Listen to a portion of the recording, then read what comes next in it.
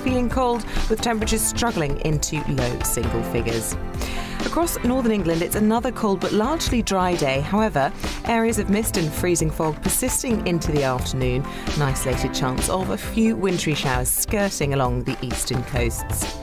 It's dry and cold across much of Scotland, perhaps with a few coastal showers, chiefly in the north, continuing to feel cold despite any sunshine, with temperatures at or just below freezing. And a cold and frosty start across Northern Ireland, with patches of freezing fog lifting into low cloud during the morning, skies brightening up for some, with temperatures struggling into low single figures. And that is how your weather is shaping up for the rest of your Monday.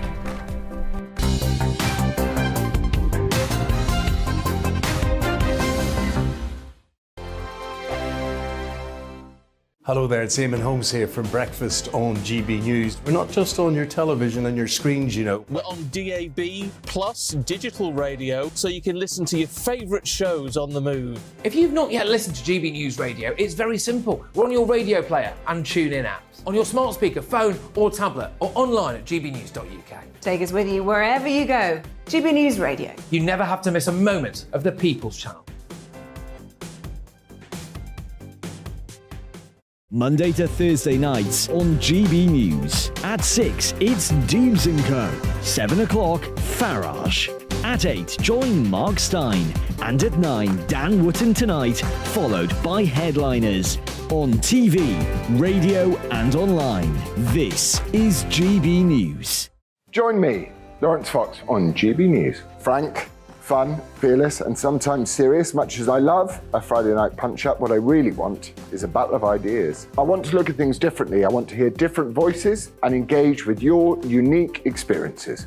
Every Friday at 7 p.m. on GB News.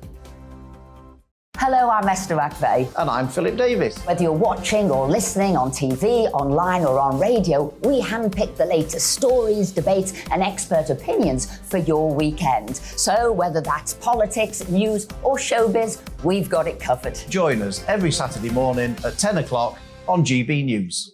Hello, I'm Michelle Dewberry and you can join me every weekday 6 till 7 on Dubes & Co. Me and my panel will get stuck right into the day's events and I can tell you, in fact, I can warn you, expect some robust debates, some strong opinions and perspectives from both sides of the fence. It's about you at home as well. I love to read out all of your comments, or at least as many as I can. So join me, Michelle Dewberry, Monday to Friday, 6 till 7 on Dubes & Co.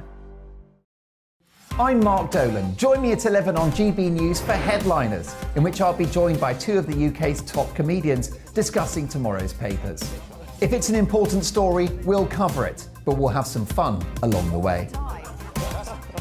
Headliners, the late night paper review that won't send you to sleep like the others will. 7 nights a week at 11 p.m. on GB News.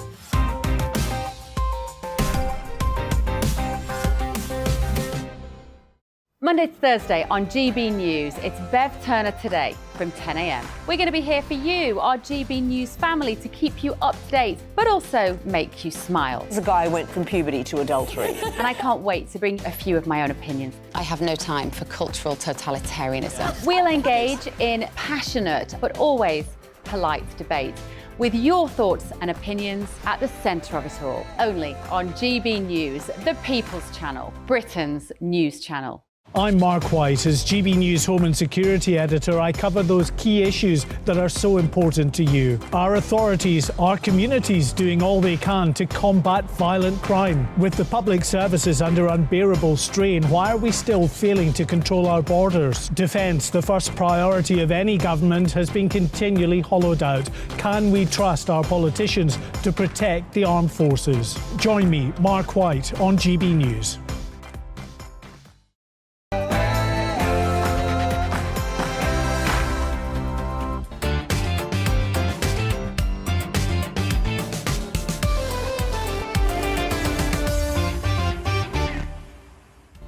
Very good morning and welcome to Bev Turner Today on GB News and what's being called Arctic Monday. Tragically, 4 children were taken to hospital in a critical condition yesterday after falling through ice on a lake near Birmingham. We'll find out at the very latest. Also, Rishi Sunak is facing fresh pressure from within the Conservative Party as Brexiteers and former Boris Johnson loyalists plan a campaign to restore democracy within the party. So who's behind it? Let's find out. And as airports and schools are closed, trains are cancelled and roads grind to a halt, let me know how your morning is looking and keep us with you. GBViews at gbnews.uk. But first, here's Tamsin with the news headlines.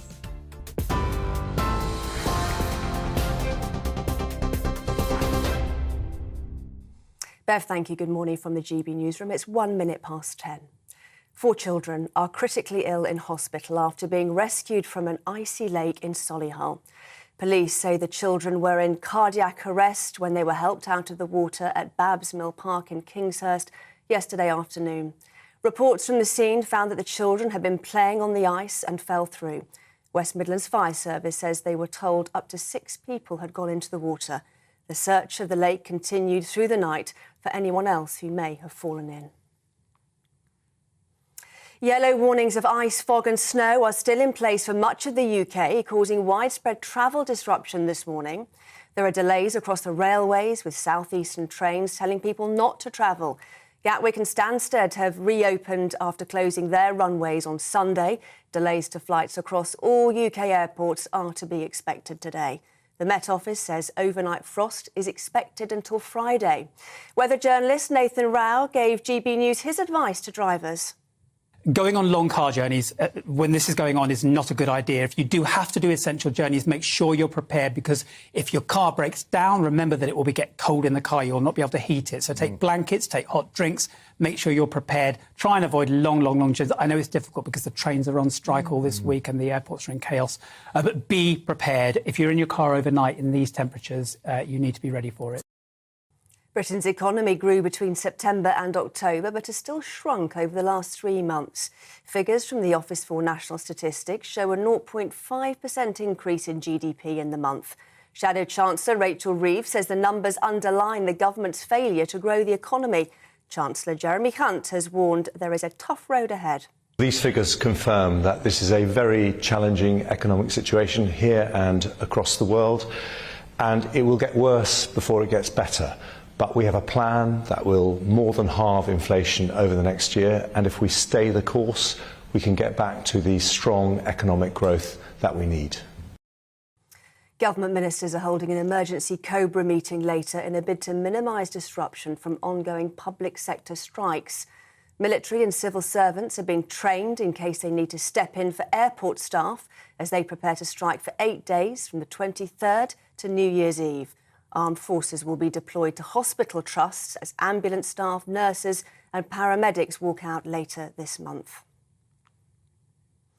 The International Trade Secretary will arrive in India later as the UK strives to restore a free trade deal. Kemi Badnoch will meet Indian ministers and business leaders in New Delhi for the first formal round of talks since July. The negotiations are expected to focus on cutting tariffs and opportunities for UK financial and legal services. The government is still in the process of negotiating a free trade agreement with India after the target of securing a deal by October was missed. The King and the Queen Consort have revealed this year's Christmas card. The photograph was taken at the Braemar Royal Highland Gathering days before the Queen's death. It's the royal couple's first Christmas card since Charles became monarch. This is GB News. We'll bring you more news as it happens now. It's back to Bev.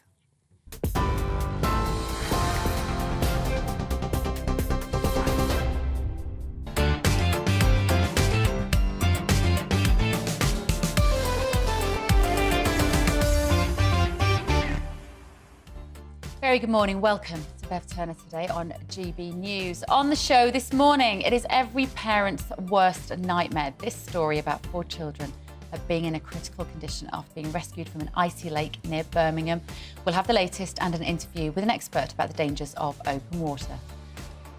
And Prime Minister Rishi Sunak is facing fresh pressure from within the Conservative Party, with Brexiteers and former Boris Johnson loyalists planning a campaign to, they say, restore democracy within the party. Our Common Sense correspondent June Slater will join us shortly to discuss what can be done to restore order within the Conservative Party. And my panel this morning, Maggie Oliver and Andrew E. Bourne, with the most interesting stories of the day: the threat of Strep A school closures, sex dolls for paedophiles, and how to have a woke Christmas party. And let me know how this weather is causing you chaos today. Whatever's happening to you, keep us with you and keep me posted on how you're getting on. gbviews@gbnews.uk or tweet me at gbnews.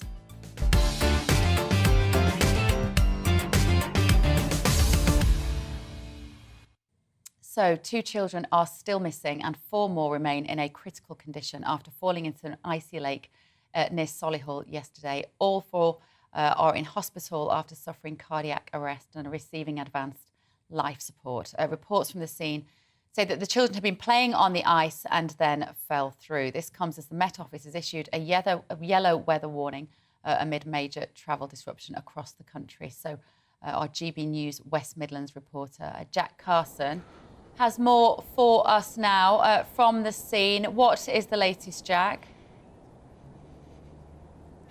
Well, good morning, Bev. Like you said, it's very cold here. It's negative temperatures. It's just started to snow, and this is the temperature that started to freeze part of this lake over here in Solihull, which some children went to play on the lake.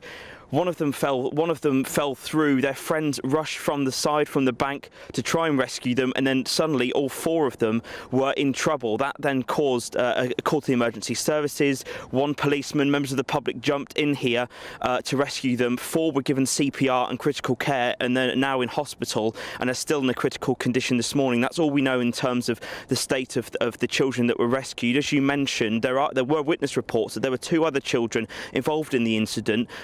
Operations continued overnight to see if they could find them. There's been no news as of yet. We're expecting a statement shortly from the West Midlands Police. We know there was a meeting with the Gold Commander of this operation at 10 a.m. The leader of the Solihull Council has commended the bravery of the public that came, and the community has started to come together. A couple of people have laid flowers, but like I said, there's been no confirmation of any deaths so far. But the operation does continue. This is now called a recovery operation from the West Midlands Fire Service, and that now continues, and we are expecting some updates a bit later this morning. OK, thank you, Jack. Jack Carson there in the Midlands for GB News. So joining me now is the Charity Director at the Royal Life Saving Society, Lee Hurd. Good morning, Lee. Good morning, thank you very much. Fortunately, these sorts of incidents are extremely rare. We think of drowning in public spaces as being more of a summer issue. How dangerous are these conditions at the moment for children that are playing in these sorts of areas? Yeah, they're incredibly dangerous. There's a lot of people this morning, including the emergency services and the family, going through a lot of emotions. And these things, unfortunately, can happen so quickly and so devastatingly. I think some of the challenges are that people think that if the ice is quite thick near the edge of the water, that they can venture onto the ice. But unfortunately, even through prolonged periods of cold weather, there are lots of vulnerabilities in the ice, especially in the middle of bodies of water, that can lead to, one crack at someone straight through, and unfortunately they get into difficulty. It's really challenging for them to then get to the side and to safety. We've had so much public health safety messaging from the government, it feels, in the last few years. But you do wonder whether water safety and these kind of incidents around icy lakes have been a little neglected, perhaps, in the minds of children. Yeah, from an education point of view and from a school point of view, we would certainly agree with that. I think there's more that needs to be done to make sure that children and their families especially understand some of the risks associated with water, especially when it gets cold or hot, when people are more likely to potentially go onto the water. So yeah, we would totally agree. More needs to be done. We'll be pushing lots of messages out today, as will a lot of fire services. And unfortunately, when things like this that are so devastating happen, it is a sobering reminder to people just how dangerous ice can be and how dangerous water can be. Yeah. And do you know what occurred to me, Lee, of course? All these children, these young teens, we think these children were about 12 years of age or just under. They have access to lots of social media where they see lovely pictures of people ice skating in parks, maybe in America and in Canada, and they maybe aren't educated on the risks of the fact that in this country, lakes are rarely frozen sufficiently that they are safe to go on. What would your advice be for any young people who might be at home this morning watching this, or for parents who want to talk to children about these sorts of incidents? I think the message is really simple. People shouldn't be going on to the ice. I know that sometimes there's challenges around that. Footballs go on, pets go on. Our advice is simple. Unfortunately, the ice, like you say, there's not been a sustained long period of freezing temperature below 0 degrees, which means that the ice is going to be thick enough to walk on, especially in the middle. So our advice would simply be to stay off. And on top of that, if somebody does go onto the ice, if someone falls into the ice, again, the message is really simple. Call 999, ask for the fire service, get the professional trained help there, and try and make sure that those people that are in the water stay held onto something tethered. So if they clamber onto the ice, it means that they'll be able to stay safe with their head above the water until that professional help can get there.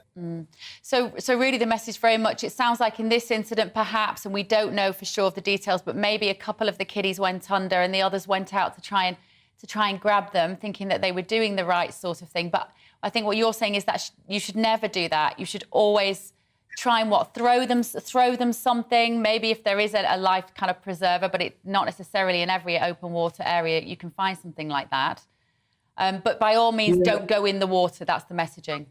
Don't go after. Yeah, it's human instinct, isn't it? And we're unsure of the details of the specifics of the case, but it is human instinct, especially when you've got loved ones that are in trouble. But unfortunately, what we do see, even in the summer, is when people go into cold bodies of water to rescue others, we tend to see more casualties than initially were in the water. So yeah, our advice would be, if somebody's close to the side, try and lie on the floor, give them something to reach, a long branch, or throw them something that floats if there is water safety equipment there. But if they are out of reach and it means you're going onto the ice, get straight on the phone, call 999 and get the fire service there to help you. And if somebody does come in and you do manage to get them out, what then? Warm them up as soon as possible? Yeah, our advice would be to call the emergency services to make sure, because hypothermia can kick in. So get the ambulance service there and get professional help. But yeah, get them covered up, lots of jackets, lots of blankets, and warm them slowly. Try not to heat somebody too quickly. So don't put them in a car with 30-degree heat blasting, because it can lead to more difficulties in terms of their body warming up too quickly. So warm them up gradually, lots of blankets, lots of jackets. OK, thank you, Lee. Lee Hurd there, Director of the Royal Life Saving Society. Thank you very much. Get in touch with me this morning, won't you? Let me know how this cold weather is affecting you. GBViews at gbnews.uk. Schools are closed, airports are closed, trains are cancelled. But the story like that puts all of that into perspective, doesn't it? Now, Rishi Sunak is facing fresh pressure from within the Conservative Party, with Brexiteers and former Boris Johnson loyalists planning a campaign to, as they say, restore democracy within the party. So joining me to discuss this is our very own Common Sense correspondent and Conservative Party member, June Slater. Wrapped up nice and warm there, June, up north. What do they mean by restore democracy, and who's driving this initiative behind the scenes? Well, it seems to be Lord Cruddas' idea and the former MEP David Campbell Bannerman. They've set up this Conservative Democratic organisation. The very fact it needed setting up is the worry. We're supposed to be in a democratic country. So to have a movement within a party to ensure we get democracy, that's your red flag, isn't it? And then there was an extraordinary meeting in Solihull last week. Jacob Rees-Mogg was there, a friend of mine was there, to discuss how they get democracy back. To show you how they've lost it, how did a Brexit voting country end up for the second time with a Prime Minister that wasn't duly elected in? Because we, the members, I'm actually not a member of the Conservative Party. I'm kind of a fringe hanger-oner. Oh, sorry, June. No, sorry about that. Terrible characterisation. Sorry. I'm not a member of any political parties. I just support when I see common sense. And there's a lot of Conservative members who have a lot of common sense, like members of the Bruges Group, the Chairman Barry Legg, the economist Catherine McBride. They're all there. They're all good people who wanted Brexit, who understand the benefits of it. Now, when you get a Prime Minister like Rishi Sunak, and within days, I think it was hours actually, of his anointing, because we didn't vote him in, did we? The president of the EU, Ursula von der Leyen, tweeted that she's had a very interesting conversation with him. Then shortly after, interest rates went up 0.75% in Europe. Oh, and guess what? They went up here too. Kelsoparees. Someone needs to do two things here. First of all, inform Rishi Sunak he's not running the country, Jeremy Hunt is. And Rishi Sunak, if you want to be credible on any level, respect the Brexit voting nation that you've took over, because we don't want to stay aligned with Europe. There is absolutely no point in being out but aligned. We have got the biggest chances here of exploiting the fact we're an independent sovereign state. And if the Tories don't pull this off, I mean, this Conservative Democratic organisation is trying to work from within the party because they actually recognise the fact that grassroots Tories have been completely overlooked. Now, when you say grassroots Tories, these are people that have fundraised, that have stood as councillors, that believe in freedom, that believe in a sovereign nation, and that believe in small business enterprise, allowing people to be the best they can be whilst they're in this country. Unfortunately, we've got a socialist coup. This is a coup. Whatever you think is happening with this country, this is not how it's supposed to be. And the reason that Boris Johnson was hounded by the mainstream media, excluding GBNews, of course, is because they didn't want a conduit for Brexit. They wanted him out. And all the same voices are asked for their opinion. They've now got shut of Boris, so they see it as safe ground to instigate returning to the European Union. So you have two choices. First of all, remember there is no left and right parties anymore. That's finished. It's over. Forget it. If you're voting Conservative because you think you're going to get right wing, you are not. You are going to get mediocre socialism. They've done everything that the socialists wanted. That's why our opposition has been completely 100% useless in this last 3 years. They've stood up to none of the mandates that were passed. And just as an example, one of the most valuable reads anybody can have right now is the article in The Spectator written by Isabel Oakeshott. Because all our opinions about what's gone on and how we've had no democracy and draconian laws over this last 3 years, what's gone on with that article, it's turned it into evidence. It's Matt Hancock's own testimony. It's his words. It's not my opinion. It's not your opinion. It's Matt Hancock's own words that he masked children to go to school to save an argument with little Nicola Sturgeon. There was, I agree, June. Yeah, you're right, June. There was a lot in that in terms of what's happened in the last couple of years, and this situation now cannot be extricated from all of those events. How do you think Rishi Sunak will respond to this? Will he publicly come out and say we do not need the Conservative Democratic organisation, or will Jeremy Hunt even let him say that?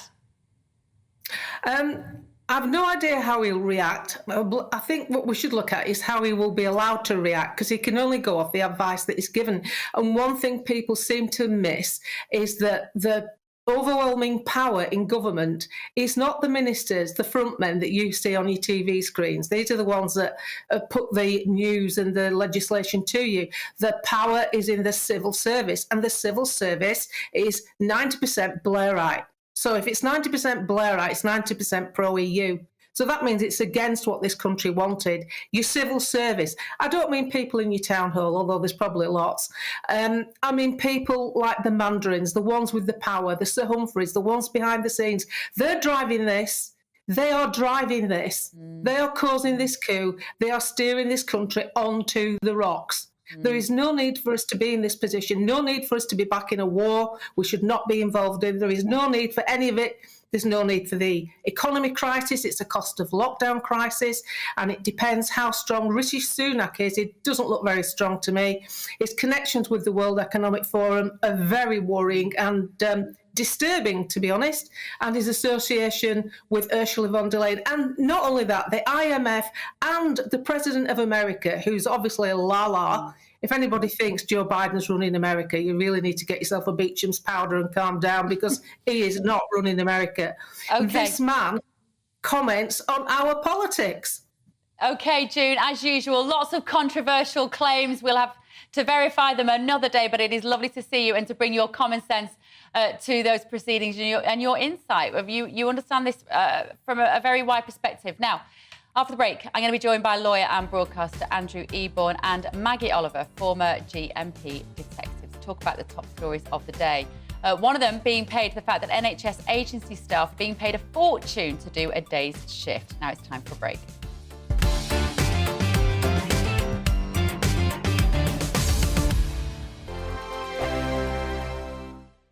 Monday to Thursday, 9 p.m. till 11 p.m. Join me, Dan Wootton. I'll bring you the sharpest takes and hottest debates. Do you not believe in prison? I don't believe in prison. I'm completely stunned. I guarantee you there'll be no spin, no bias, no censorship. I actually was personally quite offended by it. And no reason to go to bed. So I guess they've always been quite woke. That's Dan Wootton tonight on TV, radio and online. Monday to Thursday from 9 p.m. till 11 p.m. on GB News. The People's Channel, Britain's news channel. Every morning from 6 o'clock, we'll wake you up with GB News Breakfast with all the stories you didn't know from the night before. So whether it's serious news, entertainment, or your own views from all over our great nation, we're here to kick off your day with a smile. The national media should be reflecting and reporting what's happening here. You will notice the northwestern accents. Whether you're with us on TV, radio, or online, every morning, it's breakfast from 6 a.m. Hope you can join us. Join me every Sunday at 6 p.m. for Gloria Meets. In exclusive interviews, I'll be finding out who our politicians really are and what they really think. It's something that you would never want anyone to suffer. I didn't know what channels there were. I didn't think I'd be believed. I must have weighed about 7 stone and I'm 5'8". My instincts was to sort of cover this up. I mean, clearly that was a mistake. Join me every Sunday at 6 p.m. on GB News, the People's Channel, Britain's news channel.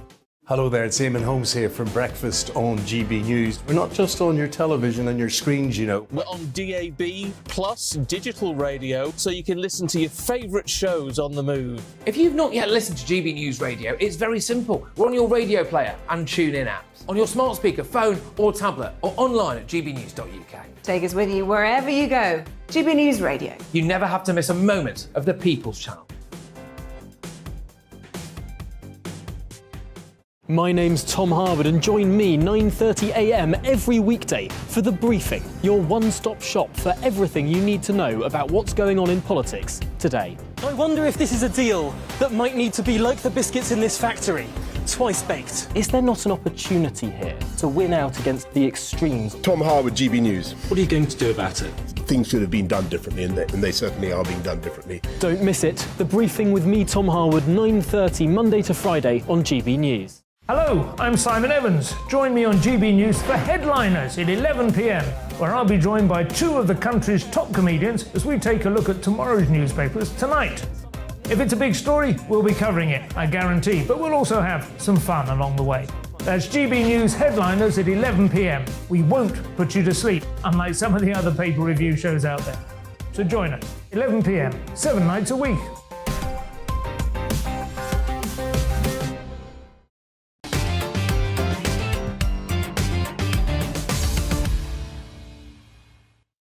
It is 10:24. This is Bev Turner today on GB News. Thank you very much for joining me. You've been getting in touch. I did ask you to GB Views at gbnews.uk, and Chad has said a couple of inches of snow in the UK panics and grinds to a halt. It feels a bit like that, Chad, but I have to say last night I went into the O2 Arena and it was completely dry and a bit frosty. I came out 2 hours later and there's 3 inches of snow. That rarely happens in London, let me tell you. And Paul has said, we're talking about this awful story of these children going through the ice in Birmingham. How about they focus more on teaching kids life-saving skills in schools? It certainly raises a few issues, doesn't it? And then talking about Rishi Sunak, and Rich has said the unelected Rishi and the Chancellor of Doom are running our country without a public mandate. Keep those views coming. GB Views at gbnews.uk. Now, I'm delighted to say that my panel made it in this morning. Not everybody did, let me tell you. Lawyer and broadcaster Andrew Eborn is here. Good morning, Andrew. Good morning. And former detective at Greater Manchester Police and now founder of the Maggie Oliver Foundation. Maggie, well done. You got here from the north. Determination. Determination. Nothing stops you, does it, Maggie? No, Oliver? it doesn't. Right, now, this story in the paper today. This is, just first of all, remind our viewers and our listeners why you are uniquely qualified to comment on this, Maggie.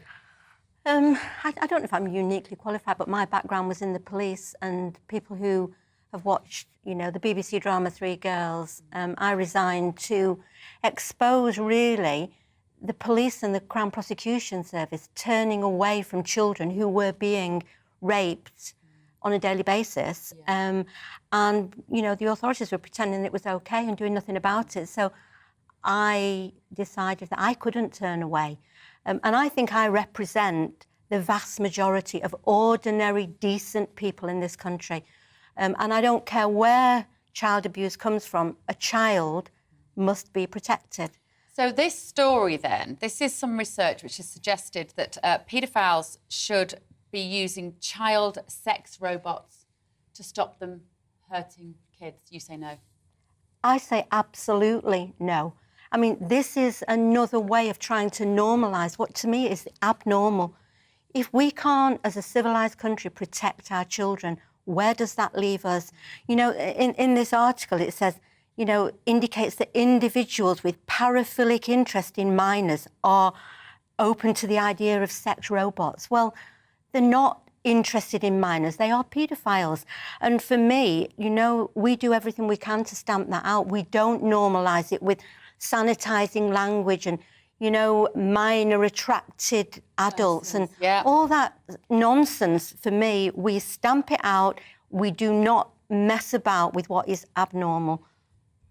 Andrew, let me come to you. Yes. What do you think about this? Because I did a piece on GB News not long ago about this move in America towards changing the language around paedophilia to call them minor attracted persons. Mm-hmm. Does that legitimise, do you think? No, I think it's a sickening headline, isn't it? And if you look at that sort of basis, it's not about normalising the behaviour. You don't want to do that at all. I guess the other side of it is it going to stop crime?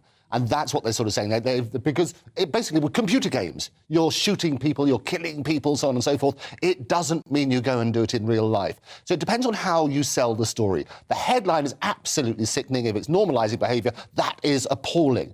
If you're turning around and prevent these appalling crimes being committed, then it might be something that assists. And I think that may... But again, it's a question of sort of fact from that sort of side. I would say to that, you know, the facts, you look at knife crime and, you know, if you look at how we've had an increase in computer games and now we've got really an epidemic of knife crime, I would say that it normalises what is abnormal. And by seeing it, we accept it. And you know, the way we're going as a country is we are pushing the boundaries into places that I don't think we need to push them. And you mean it's more of a long-term consideration? This might seem on a survey that it might help those who have these perverted intentions, but you're saying in the longer term we have to be very careful not to make this become normal. I think that's a good point. Right, NHS agency staff, Andrew. It's quite shocking, isn't it? Freedom of Information request has revealed the NHS has been forced to spend billions of pounds on doctors and nurses. And the problem is we have a shortage. And at the same time, they're going on strike and you've got all these sort of issues and so on and so forth. In one particular, the most expensive shift was £5,234, the party said, and it's paid by a trust in north of England. Rather shockingly, 1 in 3 NHS trusts paid an agency more than £3,000 for a single doctor's shift. And when you're looking at nurses starting, the pay band 1 starts about £20,270. You're starting to talk about thousands of pounds for a shift. It's got to be crazy. Doesn't it raise the question, why would anyone be employed by the NHS if you can make this sort of money as an agency worker? Well, you know what? I was in hospital on Saturday. I had general anaesthetic and I was talking to the nurses on that ward. And they'd been in the health service for 28 and 30 years, but every one of them was working for a bank. You know, they weren't employed by the hospital because... Just to be clear, they weren't working at, like, NatWest or Barclays. No. They were working on the bank system. And I don't blame them because the NHS has been neglected over decades. And I think that this is a way of making us want to privatise because it doesn't work. You know, my husband died of terminal bowel cancer and he wasn't diagnosed. There was guesswork, there was mistakes. My little granddaughter died of serious mistakes in A&E. She was given air instead of oxygen. We have got a system that really isn't fit for purpose, in my opinion, and we need to start again. It isn't the nurses, it isn't the doctors, it's the management, it's the government who have turned away and, in my opinion, incompetent on so many levels. Do you think the appetite is there now, Andrew, more than it's ever been to put a line through it and start again and have much greater privatisation? Well, I think it's not so much about starting again as maybe looking at that workforce. I mean, they call it the greatest workforce crisis that we've had for a long time, and their projections are horrendous. I mean, a shortage of 12,000 hospital doctors, more than 50,000 nurses and midwives. And they're saying that projections suggest we need an extra 475,000 jobs will be needed in health and 490,000 in social care. Now, what's interesting about this is we have to invest in the future. We have to invest in medical students and nurses across the board. It's a worthwhile investment, cross-party. We need to work on that sort of premise. What's also going to happen about the rise of the machine, and we talked about it in the terrible situation, the headlines you were talking about earlier, actually getting robotics and AI and the advance in that, where there's a need, there's a way. You know, this is what's going to happen. And so what's going to happen if people are not careful, many jobs are going to be replaced by robots. Many jobs are going to be enhanced, if you like, by AI. And I've talked fairly frequently about the rise of the machine and just being aware that any jobs that have an administrative role at the moment or can be replaced basically by a robot will be replaced over the next few years. And are you OK with that? I don't know if I'm OK about it. I think it's that if you embrace it, it's a great advance. Ever since the printing press, people have objected about advances in technology and so on and so forth. But I think when it comes to care, the problem so much with the NHS and with so much medical care is there is a lack of humanity and a lack of compassion. I agree with that. And that human touch and that human connection actually is good for people's health. Yeah, I mean, when I remember being a little girl and being in hospital, you know, now nursing has become a degree entry career. Yeah. And, you know, I remember somebody next to my bed giving me a bowl of soup and, you know, sitting next to me holding my hand. And actually, you know, it's horses for courses. You have blocked all those people out of the NHS. They would love to go in. And I would, you know, an older person wants somebody who cares. A machine can't do that. And actually, somebody with a degree doesn't actually want to mop up sick, or they want to be, you know, doing academic work and being respected for their professional qualifications. But nursing is far more than that. It's a vocation. You have to empathy and things like that. But it's the language. If you call it a machine as opposed to a human, now it's what Alan Turing called the imitation game. The imitation game is when you can fool yourself into believing that you're talking to a human. And AI has advanced so much that is now possible. I promise you, I will never talk to a robot and think it's a human. Me neither. Now, after the break, I'm going to be discussing bad behaviour in the classroom as teachers struggle to control pupils' behaviour since the pandemic. Some kids are on part-time timetables now just because teachers cannot keep the discipline under control. That's all after your morning's news.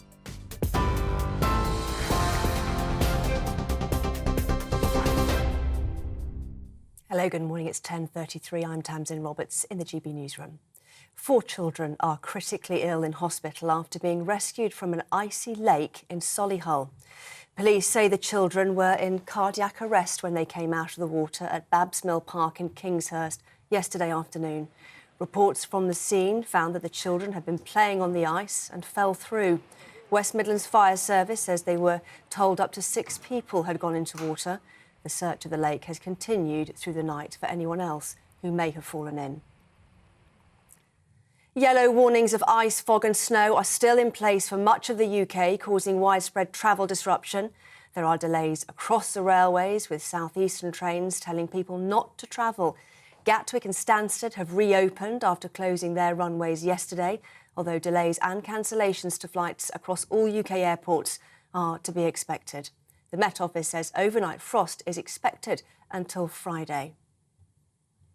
Britain's economy grew between September and October, but has still shrunk over the last 3 months. Figures from the Office for National Statistics show a 0.5% increase in GDP in the month. Shadow Chancellor Rachel Reeves says the numbers underline the government's failure to grow the economy. Chancellor Jeremy Hunt has warned there is a tough road ahead. These figures confirm that this is a very challenging economic situation here and across the world, and it will get worse before it gets better. But we have a plan that will more than halve inflation over the next year, and if we stay the course, we can get back to the strong economic growth that we need. Government ministers are holding an emergency COBRA meeting later in a bid to minimise disruption from ongoing public sector strikes. The military and civil servants are being trained in case they need to step in for airport staff as they prepare to strike for 8 days from the 23rd of December to New Year's Eve. The armed forces will be deployed to hospital trusts as ambulance staff, nurses and paramedics walk out later this month.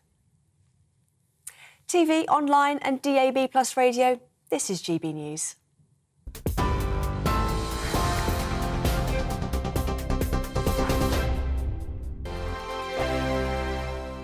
We are GB News, and we'd like to say thank you to each and every one of you for bringing us your conversations, for helping our great nation find its voice. We are here for you on radio, television, and online, across England, Scotland, Wales, and Northern Ireland. It's not the BBC, you actually get your facts right. We are proud to be GB News, the People's Channel, Britain's news channel. Hi there, it's Stephen and Anne.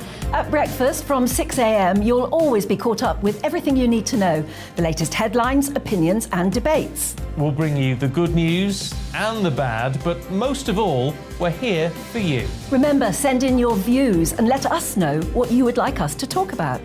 That's because we're your news channel. And every morning at 6 a.m, it's breakfast on GB News. Monday to Thursday on GB News, it's Bev Turner Today from 10 a.m. We're going to be here for you, our GB News family, to keep you up to date, but also make you smile. The guy went from puberty to adultery. And I can't wait to bring a few of my own opinions. I have no time for cultural totalitarianism. We'll engage in passionate, but always polite debate, with your thoughts and opinions at the centre of it all. Only on GB News, the People's Channel, Britain's news channel. Join me, Nana Akue, Saturday and Sunday afternoons on GB News. Expect fiery debate and passionate discussion as me and my panel tackle some of the biggest topics hitting the headlines. It's a place for everyone's opinion. No one gets cancelled, but no one gets an easy ride. Oh, she's on it today! Be ready for conversations that are fierce, frank, and of course, fun. Every Saturday and Sunday afternoon from 4 p.m. on GB News, the People's Channel. Join my show Farage, 7 p.m. till 8 p.m. Monday through Thursday, and there you will get opinion, analysis, debate, and I'll cover stories that nobody else dares to touch. You've been cancelled. Join the club.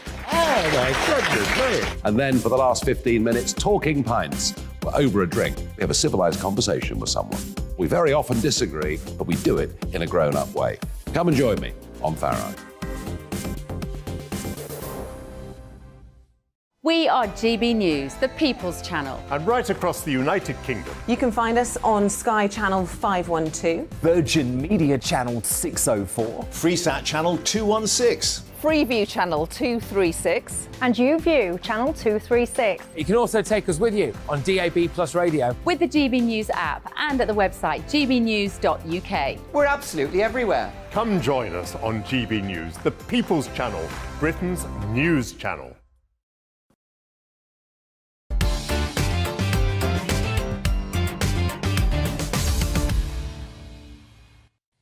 Very good morning. It's just after 10:30, 10:39. As we speak, you've been getting in touch with me. Tristan in London was saying that he said he's a Conservative member, and as far as I'm concerned, the Sunak and Hunt takeover was an anti-democratic coup against the members on behalf of vested interests. I will not campaign for a hijacked party. It is a disgrace. Democracy must be restored. Well, Tristan, you will be in favour of this movement from within the Conservative Party to restore some democracy. Jackie says there needs to be an early election. Sunak does not have a mandate to be PM, sneaking away within hours of the PM.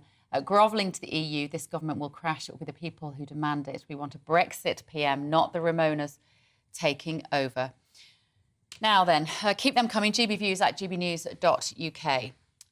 Children in schools across the country are being put on part-time timetables as teachers struggle to control bad behaviour after the pandemic. It's expected that the Chief Inspector of Ofsted, Amanda Spellman, will introduce this issue in her annual report tomorrow.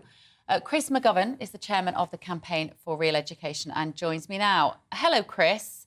Thank you. Hi, good morning. Very much for joining me. So we will get the Ofsted report tomorrow. We'll no doubt be discussing that then.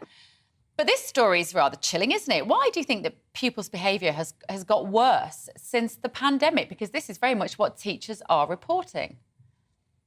I think it's got worse. You know, I taught for 35 years, and on the whole, didn't have any discipline problems. You know, what I found is that if children are taught well, then they don't misbehave. And of course, when they're at home and learning online, or maybe not learning online, then they tend to lose concentration, not make much progress. They're going back to school.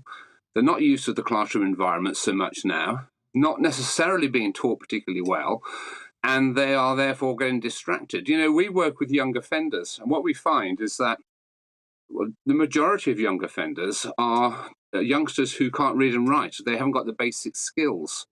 So they failed at school. You know, they walked the green mile to so no qualifications, no job, no future, and then they end up in prison.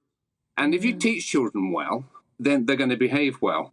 But at the moment, no, there are big problems. And what we're hearing, I think, is only the tip of the iceberg. Because certainly what we hear at the Campaign for Real Education is that the problems are much bigger than they are reported. And schools are very reluctant to report the problems because they think they get marked down by Ofsted and it doesn't look good for their PR. So, yeah, there's a problem. In some schools, the children some of them are out of control. Very hard on teachers, but, you know, if you teach children well, then they're going to behave. But if you just feed them, what can I say, political correctness, if you spend your time promoting critical race theory, gender identity, they get bored, they switch off, they start misbehaving. And also, and I know it sounds very sexist, this, we could do with a few more men in primary schools in particular. 90% of women, we need a few more men as well. And I have to say, most women and most parents who are women who would agree with me need a few more male role models around the place. So there are problems, they're being underreported. Tomorrow was perhaps a little bit of light shone on this problem. I was talking to a teacher over the weekend, Chris, who said that on her first day of training, they were taught the language to use around those children who identify as neither male nor female on day one of her teacher training, that it was deemed that important. And when I pressed her on how many children in her school might identify as that, we worked out it was probably about 1%. And that she said so many of the teachers are frightened about getting it wrong, that it's sort of bleeding into other areas of communication with the children, of how to handle any situation because they're so frightened about this. How do we get back to a time when we are empowering teachers? Because that's the word, isn't it? We need to empower them to take responsibility for that class, to have ownership of the behaviour of those children and not feel that they are going to be punished if they get it wrong. Yeah, I mean, you're right to sound an alarm bell there. You can't get onto a teacher training course. You can't train to become a teacher unless you pass that political correctness test. And it's, you know, it is quite frightening, I think, when you've got 4- and 5-year-olds, children in reception. And I've got grandchildren in reception, and they're being told more or less when they start school to question their identity. Now, children need a childhood, and often, you know, children go into these lessons, personal social health education lessons. They haven't got a problem. They're fine. They're happy. They come out and they've got a problem because they start questioning them, all sorts of things about themselves. Schools are breeding grounds for unhappiness. And, you know, we are, at our campaign, we're quite critical of educational standards in our school, academic standards, but also, you know, we are top of one league table internationally, and that's unhappiness. And the people go on and say, oh, well, I talk about the achievement in places like Shanghai and Singapore, South Korea, and they say, oh, yeah, but the children there are very unhappy. No, they're not compared to us. Our kids are very unhappy. We're robbing the childhood from them. And the sad thing is, you can't go into a teacher training course without passing this sort of legitimacy test. Are you PC? And can we change this? Well, the fact is, yes, we can. We can raise standards. We can improve things. Singapore, for example, top of the international league tables, 40, 50 years ago, they were mostly illiterate.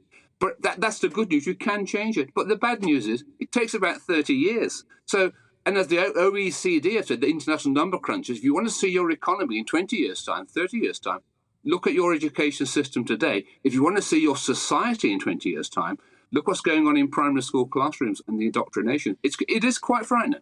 The irony is, Chris, that I think most parents, you know, I've got 3 kids, and I think most parents listening to this want the schools to be firmer with boundaries and to be firmer with discipline, because if you get it right in the school, it also makes our lives easier at home if these kids will do as they're told first time. So somehow the will is there, but it's not being enacted. Do you think there's a very small minority of very powerful individuals or organisations who are making these changes in our schools and indoctrinating rather than educating? Yeah, you're absolutely right. We call it the blob, don't we? The educational establishment. They think they're being very successful. They think it's wonderful that children are confused about their identity and so forth. They think that's really important. They're not so interested in whether they can speak French, or they can learn their history or do their maths. They're interested in have they got the right views. And a lot of teachers are leaving the profession. About half of teachers leave within 5 years, and a lot don't come in. Physics teachers, for example, in secondary school, about 19% have got degrees in physics. It's a real problem. And as you say, there's a big gulf between the majority of parents who want common sense and they want children to have a childhood, and some small group of teachers, leaders, who promote this stuff. And you won't get promoted yourself as a teacher. You're not going to have an easy time if you don't go along with it. So, there's a culture of fear and intimidation. Look, 30 years ago, and I was kicking off then about standards in schools, I lost my job in the state school sector because I criticised exam standards in those days. And people that was front page news, by the way. It was debated in Parliament. But people saw the lesson. I went into the independent sector. And look, there is a problem here. It's really good that GB News focuses on it, because a lot of people, even in the media, are scared to talk about it. Well, we're not, Chris. We're not frightened of anything here. You go to America. In America, they have school boards elected, and there parents have more power. We need more parent power in schools. And couldn't agree more. Thank you so much, Chris McGovern there, the chairman of the Campaign for Real Education, and my kind of guy.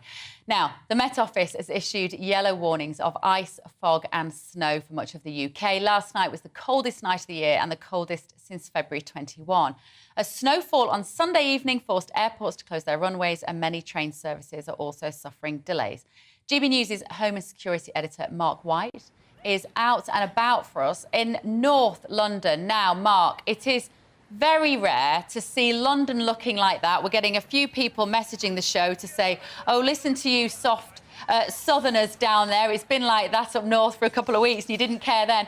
But the temperature is different down here, and this is unusual, Mark.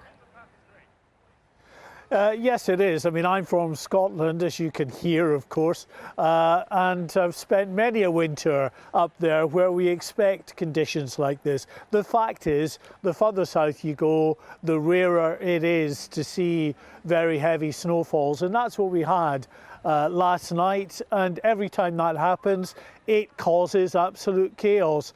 And here in Primrose Hill, it's good that lots of people are coming out for snowball fights, snowman building, sledging and alike. But if you're on the road, it has been causing significant issues and will continue to cause significant issues in the day ahead. Now, the M25 was particularly bad last night. Hundreds of motorists actually were stranded on the M25 for quite a few hours, particularly in Kent, in Essex, and up in Hertfordshire as well. It took quite a long time before the ploughs and the gritters were able to clear the motorway to an extent that the traffic was able to move again. Not just the M25, the M11, the M2, the M20 have all been quite badly affected at times. Now, the temperature at the moment is actually above zero. You wouldn't think it, but it is 1 or 2 degrees above zero, and quite a bit of the snow, especially on the pavements and on the roadway, has melted. But what will happen, of course, is that later on today, we are going to get those temperatures start to plummet again, and that will be the pattern over the next few days. So when it gets dark later on this afternoon, we'll have icy conditions again, and that will cause significant problems, because unlike the snow, the ice can be difficult to see at times and can be very treacherous indeed for drivers. So warnings going out to people, particularly down in the southeast, with all of the snow melt, the ice that will form, to be very, very careful in the days ahead. OK, thank you, Mark. Mark White out there. As he says, we need to all be a little bit more careful and mindful than usual about the weather. Now, let me introduce you back to my panel this morning. Lawyer and broadcaster Andrew Eborn is here, and former detective at Greater Manchester Police and now founder of the Maggie Oliver Foundation. Maggie Oliver. Right, Andrew, Christmas parties, all looking forward to them. We're not allowed to call them Christmas parties. It is the civil service guide to a woke Christmas party. Even that, by its very name, is causing problems. What's been apparently happened is civil servants have been told to refer to Christmas parties as festive celebrations so that you don't upset people who don't want to celebrate Christmas. And so the whole thing has gone crazy. So Frosty the Snowman becomes Frosty the Snow Person. You work on that sort of basis. They're even telling you in what's called the official civil service faith and belief toolkit to be mindful of people. Now, I totally get it. You have to respect people from different faiths, different beliefs, and so on and so forth. When you're celebrating a particular religious festival, the name is in the title. So in the same way as we celebrate Diwali, the festival of light, we don't tell them to change that. We don't tell people, Hanukkah, we're going to call it something else. This is a Christmas party. We should be able to celebrate it. And it's nonsense, woke nonsense, to turn around and say we shouldn't do it. Well, this is a bit, Maggie, what June Slater was saying earlier about so much of our political landscape has been completely overrun by the civil service. And it's the civil service issuing this directive. I'm fed up of people telling us what to do, what we can say, where we can go, how we can do it. Leave people to make their own minds up. You know, Chinese New Year, fantastic. You know, Eid, fantastic. I worked in Mossad and Russia, and it was an amazing festival. So this is about, you know, we are a multicultural country, but we are actually a Christian country as well. So let people use their own common sense. If you don't want to go into a pub, don't go in a pub. But don't try and prevent everybody else from living their life. I'm just sick of it. Well, sometimes it feels like the move towards diversity, it's diverse except unless you are Christian, British, white.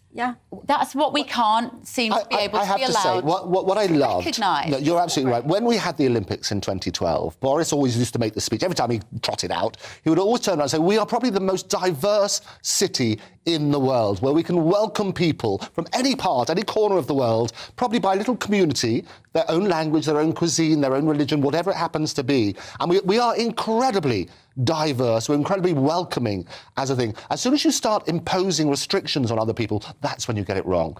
When in Rome, do as the Romans do. That's what you do, and work on that sort of premise. One of the lines from this article, Andrew, if I borrow your copy, is the fact that they suggest that if one person find a venue that does not serve alcohol because one member of staff does not drink. Yeah. I mean, I would say go to the pub, but maybe don't force the person who doesn't drink to drink. That would be bad. That's not what we're saying. Definitely, but maybe ask Boris and all that crowd when they had us locked up, you know, looking out the window and drinking water on our own. They're all partying and having, you know, birthday cake and drinks. This is rules being set by people, you know, do as I say, not as I do. And, yeah, I think as a country, we have had enough of people trying to control. Leave us to make sensible decisions for ourselves and be inclusive, but welcoming to people who want to come here. But the whole thing is about respect, but also you can respect people who might want to have a drink. Yeah, absolutely. You can work on that sort of basis. It says try to make sure the preferences in individuals do not let anybody feel excluded. Yes. That you know. But I think in actuality, most people just want a bit of a Christmas do. Yes. They're not. Nobody's trying to make anybody feel excluded. Everyone just wants to get along and have a nice time. And you're absolutely right. And also it's interesting because the whole thing about woke started as a good thing. It meant that you were aware, you're awake to people and diversity. It turned into a bad thing because of these extreme examples. Yeah. When the minority dictate what other people should do. Yeah. So woke used to be a good word, it's now a bad word as a result. So, Strep A. We keep hearing this in the press a lot, and obviously some children have lost their lives to this. But the latest take on this is that the government are considering school closures. Some people are suggesting school closures. Maggie, what do you think? Bonkers. You know, when my kids were little, and I've got 4, I used to think it was great for them to crawl around the floor and, you know, build your immune system. And, you know, life is risky. Yeah. Infection is there. We need strong immune systems. And I think that this is the result of COVID lockdowns. It isn't as a result of COVID. It is a result of decisions being made that have isolated us and locked us away from what is a normal part of life. And when you read that story, it's another opportunity for the big pharmaceutical companies to make a killing on the back of people who need it. These are basic antibiotics which are now unavailable. Isn't that really convenient? Well, it's awful, isn't it, really? There's a few angles to this story, and particularly, Andrew, this idea that the drug companies are now hiking up the prices of antibiotics. Yeah, they're talking about shortages and so on and so forth, and the normal price which they quote in there, they say about 3 or 4 times as much, which, of course, is scandalous. What's also amazing is that we live in an era where we're drowning in a sea of information, most of which is false, and everybody's an expert.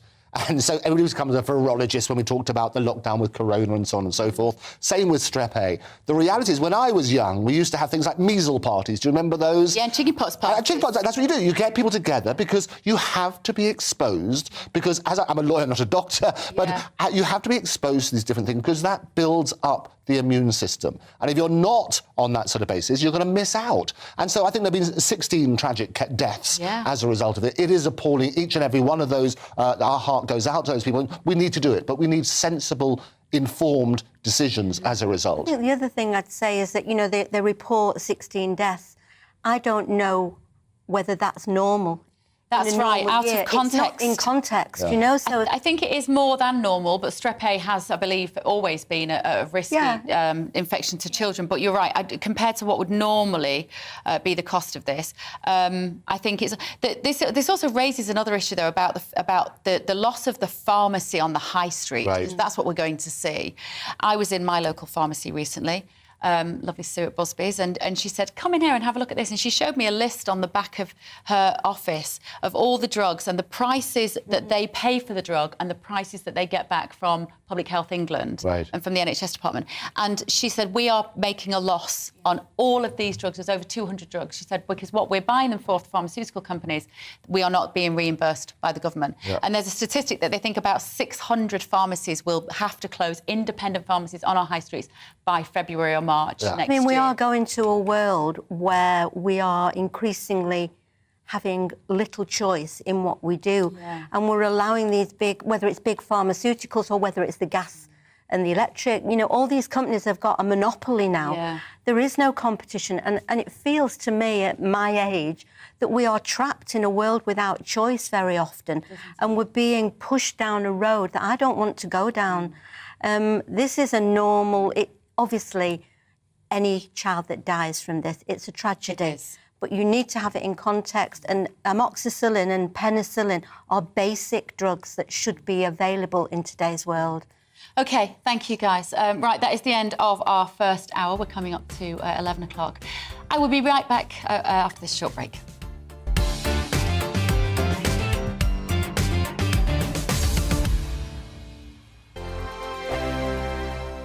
Monday to Thursday nights on GB News. At 6, it's Dubes & Co.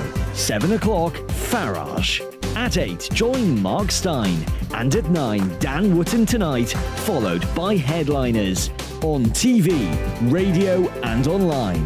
This is GB News.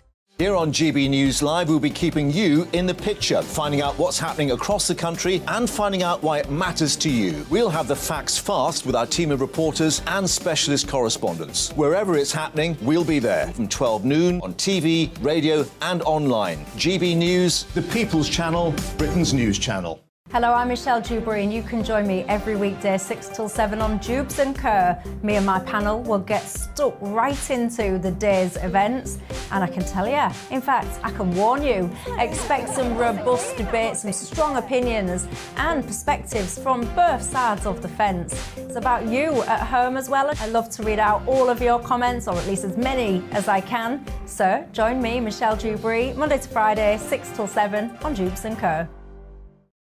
We are GB News, the People's Channel. Why not take us home with you by visiting the GB News shop at gbnews.store. You'll find all the official merchandise, a really good present actually for yourself, your friends or your family. We ship across the UK mainland at no extra cost. GB News, the People's Channel. I'm Mark White. As GB News Home and Security Editor, I cover those key issues that are so important to you. Our authorities, our communities doing all they can to combat violent crime. With the public services under unbearable strain, why are we still failing to control our borders? Defence, the first priority of any government, has been continually hollowed out. Can we trust our politicians to protect the armed forces? Join me, Mark White, on GB News. We are GB News, right across the nation. You can get us on television, on radio, on digital. We're absolutely everywhere. Amazing! You see, amazing! You remind me of me in the European Parliament. But here's the most important bit. We are not part of the mainstream establishment. We think and speak just like you do. We are the People's Channel. Magnificent. That's really, really thoughtful. Come and join us on GB News, the People's News Channel.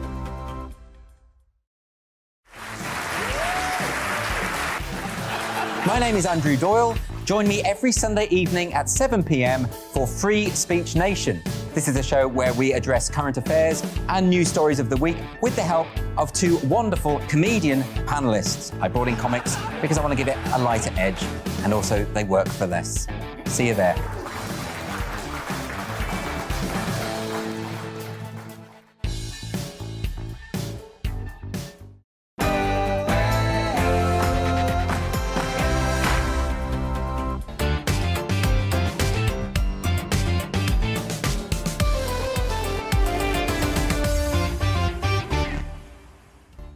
Very good morning. Welcome back to Bev Turner today on GB News. The weather is causing enormous disruption today as roads, airports and public transport have all been impacted.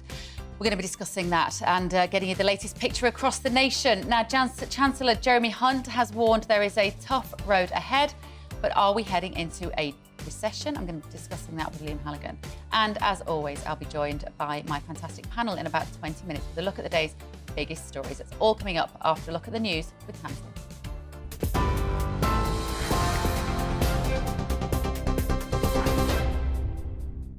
Bev, thank you. Good morning. It's 2 minutes past 11. Here's the latest from the GB newsroom. 4 children are critically ill in hospital after being rescued from an icy lake in Solihull. Police say the children were in cardiac arrest when they were helped out of the water at Babs Mill Park in Kingshurst yesterday afternoon. Reports from the scene found that the children had been playing on the ice and fell through. West Midlands Fire Service say they were told up to 6 people had gone into the water. This morning, council leaders have thanked those who tried to rescue the children. Our hearts absolutely go out to the families and friends of the youngsters that have been involved. But what we have to say is a thank you to the emergency services that were on scene instantly, and the people that went in. Clearly they went into the water, put their own lives at risk as well. Yellow warnings of ice, fog and snow are still in place for much of the UK, causing widespread travel disruption. There are delays across the railways with southeastern trains telling people not to travel. Gatwick and Stansted have reopened after closing their runways on Sunday. However, delays to flights across all UK airports are to be expected. The Met Office says overnight frost is expected until Friday. Weather journalist Nathan Rao gave GB News his advice to drivers.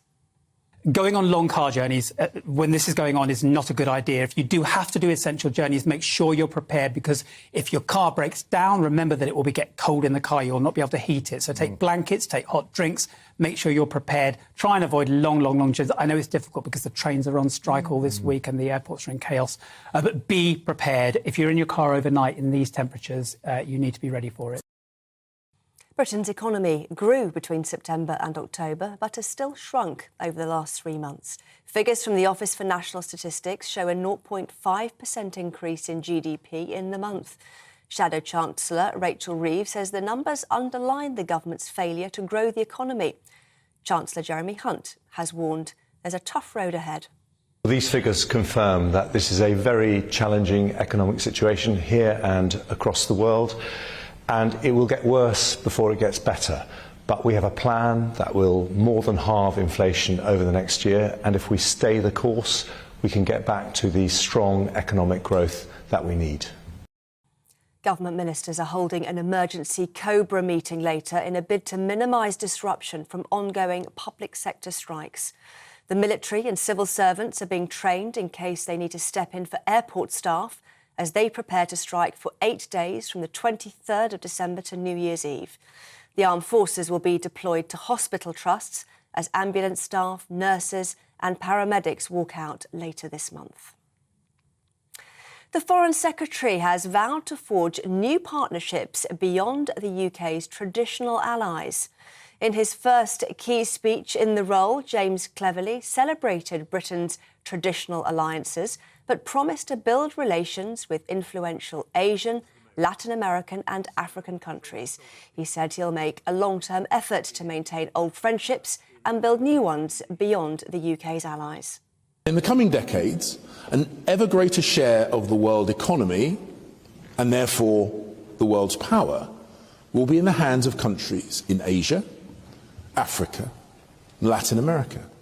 That reality has been evident for some time, but I am not convinced that British diplomacy has fully caught up. My goal is to build on the work of my predecessors and ensure that we do catch up. And under me, that task has begun. Meanwhile, the International Trade Secretary will arrive in India later as the UK strives to restore a free trade deal. Kemi Badnoch will meet Indian ministers and business leaders in New Delhi for the first formal round of talks since July. The negotiations are expected to focus on cutting tariffs and opportunities for UK financial and legal services. The government is still in the process of negotiating a free trade agreement with India after the target of securing a deal by October was missed. The King and the Queen Consort have revealed this year's Christmas card. The photograph was taken at the Braemar Royal Highland Gathering just days before the Queen's death. It's the royal couple's first Christmas card since Charles became monarch. This is GB News. We'll bring you more news as it happens, of course. Now, though, it's back to Bev.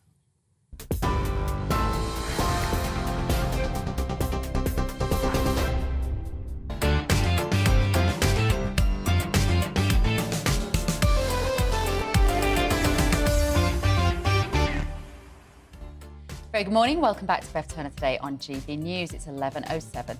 Chancellor Jeremy Hunt is urging caution for Brits in the coming months, despite the British economy growing by 0.5% between September and October.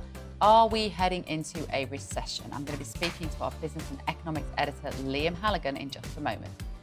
The Met Office has updated its yellow weather warning amid major travel disruption across the country. How is your commute being disrupted today? Get in touch, GBViews at gbnews.uk. And I'm going to be back in the studio with my fantastic panel in about 20 minutes with a look at the day's biggest stories, including their take on the controversial Harry and Meghan series, which I know a lot of you watched over the weekend. And of course, I would like your views as well, please. gbviews at gbnews.uk or tweet me at gbnews.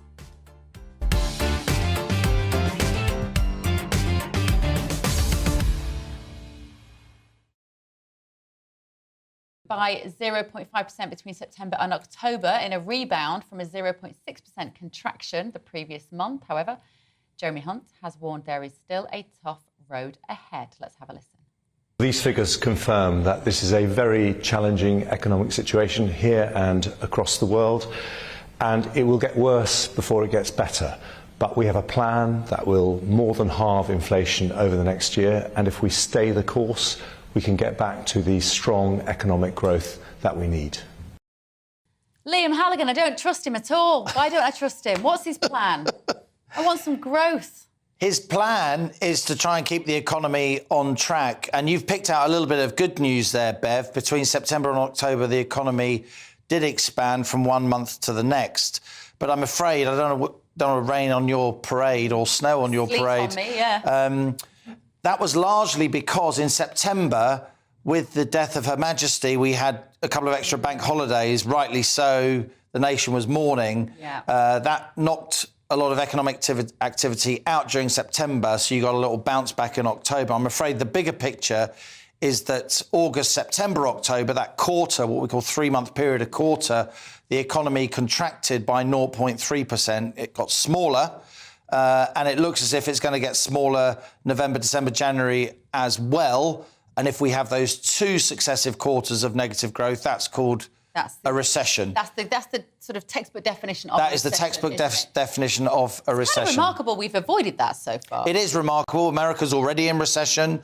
Some of the major EU economies are in recession. We are very much in the middle of the pack, but the pack is suffering as a whole. Our economy is a little bit lower than the other big economies of Western Europe. Our unemployment is much lower. And in terms of growth, we've actually had quite a good growth year this year because we had a tremendous surge back in the early part of 2022. So as a whole, we're still, for 2022, growing faster than almost any other big economy, certainly in the Western world. But I think it's inevitable now that the UK will go into recession, and a recession, Bev, that isn't helped by the fact that we've got all these strikes in September, in December and into January. Now, I'm going to just predict something here, Liam, which will no doubt be wrong. But what I'm just thinking is we're going to have the Christmas bounce, though, right? November, December. We're going to have an increase in spending and sales. So I reckon we might be all right to the end of the year. Well, let's hope so. Then we're going to come off a cliff January, February. OK, so the November numbers on retail sales came out. And again, they need... I think we chatted about them last week. Right. You need a little bit of interpretation here because the headline is that in terms of pounds and pence, retail sales are up. But in terms of the volume of stuff that we bought, it was down because those pounds and pence bought less. And that's what inflation does. It messes with psychology. It means people don't want to invest. It means people think they're earning OK, but actually their wages are being eroded by inflation, now 11%. We've got another inflation number coming out on Wednesday. We've got another decision from the Bank of England in terms of interest rates on Thursday. You know, tidings of comfort and joy, not in the run-up to Christmas. It's going to be a tough time. I think what's interesting for me, though, is that as the industrial action escalates, it will drag us down in terms of the overall economy when there isn't activity. You know, business doesn't happen, spending doesn't happen. It's just complete common sense. A real flashpoint is going to be how the Tories react to those strikes, how Labour in particular reacts to those strikes. But absolutely, Bev, the next month or two is going to be a very tumultuous time in both terms of economics and politics. OK, I have to interrupt you, Liam, for some breaking news. The police have now confirmed that 3 boys who fell into the lake in Solihull have died. Awful news there. GBNews West Midlands reporter Jack Carson is there. Jack, this is tragic news. What do we know? Well, it's the news that everyone here in the community has been dreading this morning. Lots of people hoping for some positive news, but that statement literally just released a couple of minutes ago from West Midlands Police. It reads, 3 boys have tragically died after falling into the lake at Babs Mill Park in Solihull yesterday afternoon.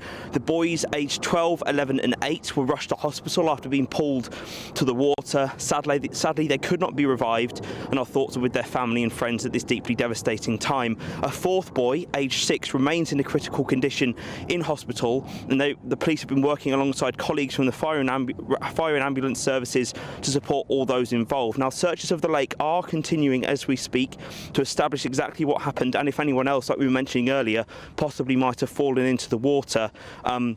They asked that people not to speculate or share any other video footage at this time, but it's not the news that the community wanted, that this news of 3 boys that were dragged from the lake yesterday in an attempt to be rescued have unfortunately lost their lives and passed away. We know that it happened around 2:36 p.m. yesterday, that 2 boys were on the lake. One fell in, their friends tried to rescue them. All 4 had CPR here on the scene and were taken to hospital in critical condition. But that news now, that breaking news that 3 boys aged 12, 11 and 8, after being rushed to hospital, have sadly passed away. Carson there, and our thoughts with all the families, of course, here from GB News. Now, after the break, I'm going to be back with my guests to discuss the top stories of the day. Broadcaster and lawyer Andrew Eborn and Maggie Oliver have been watching the Harry and Meghan documentary over the weekend. They've got a lot to get off their chest, and let me know what you thought if you've now had time to watch it. That's all after this short break.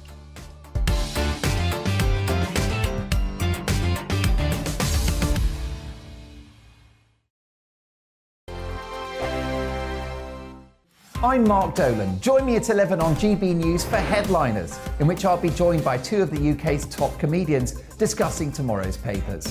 If it's an important story, we'll cover it, but we'll have some fun along the way. Headliners, the late night paper review that won't send you to sleep like the others will. 7 nights a week at 11 p.m. on GB News.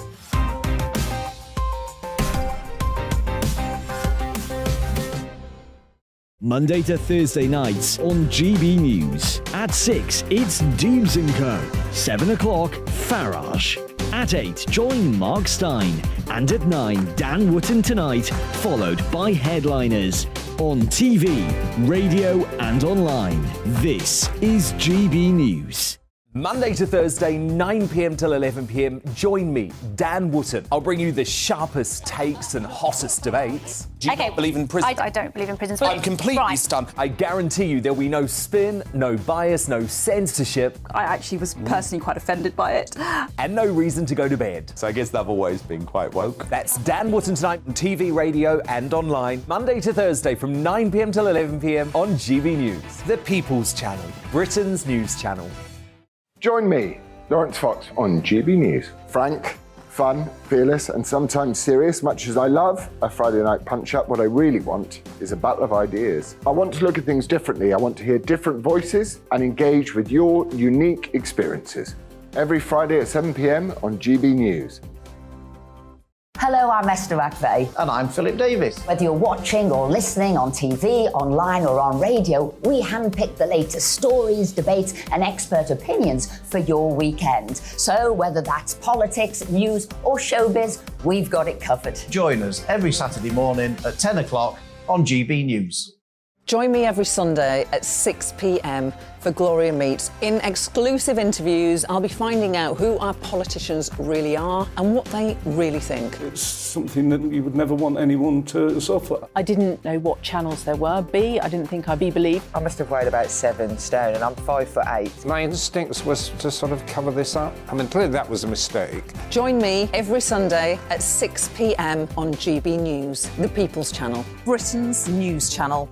Hello there, it's Eamon Holmes here from Breakfast on GB News. We're not just on your television and your screens, you know. We're on DAB plus digital radio, so you can listen to your favourite shows on the move. If you've not yet listened to GB News Radio, it's very simple. We're on your radio player and TuneIn apps, on your smart speaker, phone or tablet, or online at gbnews.uk. Take us with you wherever you go. GB News Radio. You never have to miss a moment of the People's Channel.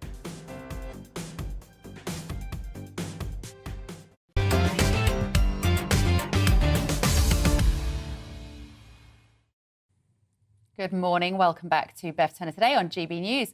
Let me introduce my panel to you this morning. If you're just joining us, maybe you've been working from home this morning, you've just put the kettle on, having a little break. Well, stay with us. There's lots more to come between now and midday. Lawyer and broadcaster Andrew Eborn is here, and former detective at Greater Manchester Police and now founder of the Maggie Oliver Foundation, Maggie Oliver. Now, first of all, just reactions, Maggie, on this terrible news that these poor kiddies have lost their lives in Birmingham. Their poor families this morning. It's tragedy. Awful. It really is awful, and kids will be kids, but you don't. I think it's a reminder that you don't know what's around the corner, and the tragedy will stay with that family forever. And also, actually, just a word maybe from you on the police and how hard it is to work on a case like that. Yeah, they've had to knock on doors. There's nothing worse than a child death, because you don't expect. I've lost my granddaughter when she was 3. But we knew she was dying. When you've got the shock of somebody just knocking on your front door, nothing will make it right. I'm sure that it's heartbreaking. Awful. Right, Andrew, let's move to Harry and Meghan. Harry and Meghan. Well, are they in the news, are they? Yeah, they're in the news. Well, this Netflix series broke on Thursday, Yes. of course. This docu-series, as they're calling it. A lot of people have watched it over the weekend. I've watched it. I've watched all 3 episodes. And what did you think? I thought, to be fair, most people enter this discussion with their own prejudices. Of course. And I think this was a perfect example where lots of channels are talking about it and most people actually haven't watched it. And it's very interesting, the discussion, because people have got their own prejudices about Harry, they've got their own prejudices about Meghan. There are a number of revelations in this, not least that Harry's really called H. Yeah. I thought the only H I know is from Steps. And has. Although it was Steps and it was a tragedy as well. Prince has. That's how he signed his invitation. And also Meghan is known as Meg. Yeah. And they sort of turned around and said, well, it was a fake text from the father. Didn't think it was him because he wrote Meghan and he never calls her Meghan. So I thought that was quite extraordinary. The moments they will capture in the press is all about the curse. curtsy, and that seemed, and the look on Harry's face when she demonstrated how she was practising curtsying was pretty appalling. Yeah. But I thought there was some touching moments. Nobody says this, and I think it's important that in any discussion about anything, there's a balance. Yeah. And there's a good side and a bad side, and I think everything well. The old Disraeli saying about never complain, never explain is obviously way out of the window, because it's all there. The royals, the others at the royals are saying, we're not going to respond. No comment, no comment. No comment, no comment. And we may take away titles, we may not let you come to the coronation and that sort of stuff, but we're not going to comment. And that has put them in good stead. That, to some extent, is why the royal family has remained in power for so long. Yeah. Of course, this has thrown that completely out of the water, Maggie. And what occurred to me was what I did have a massive problem with was the fact that it tried to depict Great Britain as inherently racist by drawing upon the history of slavery, as though that is relevant to most of us today when we go about on our daily basis. What I think it was about much more that the story that the experience that they've had in the royal family is not about race. It's about class. It's about the fact that when they were talking about Meghan being from Compton, I didn't see that as racist. There was a lot of snobbery. The royal family didn't accept her, not because she was black, but because she was sort of an actress and poor, let's say. I think they've not accepted her because she is a woman who has stood up for herself. You know, I watched all 3 episodes and, you know, I'd seen all this in the press about how it was, you know, disgusting and they were calling the royal family. For me, I saw a young man who had seen his mum absolutely decimated by the men in grey suits. You know, the royal family is run by people behind the scenes. They don't want a strong woman. They do not want somebody who's going to stand up and challenge them. And Harry has stood by his wife, in my opinion. And I believe had he not left, they would have destroyed them as a couple. I see great parallels with his mum. I watched a young man who I actually really admired. He's put his family before everything else. And let's face it, he was the spare. Yeah. He didn't have a life here. He was not allowed to stand up and be just a normal person. But his role within the royal family was really minimal. So, but you see, what he says is, I was in the army for 10 years, and he comes across as not posh. Yeah, do you know he's one of the lads. He's one of the lads, and that's really normal. Yeah. You have to very much buy into the tradition, the establishment. And when Meghan said, you know, God, behind closed doors, they're still very formal. Well, I know that because I've had the experience of various different social settings to be amongst some of the people in that, and they are like that. Yes. Oh, absolutely. And that's why they marry into each other. And this is why. And if you take it back a generation, that's why Charles had to marry Diana because she was the virgin bride and that sort of thing. Middleton got it. Yes. She had been raised, who knows why, her schooling, but she understood that formality, and Meghan didn't get it at all. And I think the thing I would say, talk about balance, it's about getting the facts right. Because a lot of press say, oh, that didn't happen, or recollections may vary. I think we need to look at that sort of side. We don't have one truth, though, do we? We have a representation of the truth. And I think that the establishment wanted the truth to be the truth that they represented. Yeah. And I really take my hat off to them for standing up. Because you know, even in my life, I was depicted as this woman who had lost the plot, who had been bereaved. You know, I was this woman, I'd actually lost my marbles. That wasn't true. Yeah. And I look at the way they have represented them as a couple. And I think it is false. I'm a great fan of Princess Diana. I see her as a young woman who was really used by the establishment to provide you know, an heir. They're very naive to me in this documentary. There's a lot of naivety amongst it. So the idea that they could have come in and had their own PR machine that could have... You see, Meghan Markle was used to being seen very, very positively. She had a kind of level of celebrity as the actress in America, which meant that when she walked down the street, people wanted a selfie, and she could do her charitable work. But she wasn't sufficiently famous that the American press was ready to bring her down. And then she came over here. The fame went off another level, and she was naive to expect she would keep all of the people happy all of the time. Yeah. That's what this is about. But where do they go next, Andrew? Well, I think we've got the book coming out, Spare Us All. And that's the problem. Netflix have basically spent millions. You've got millions in advance. The way you draw a crowd is to start a fight.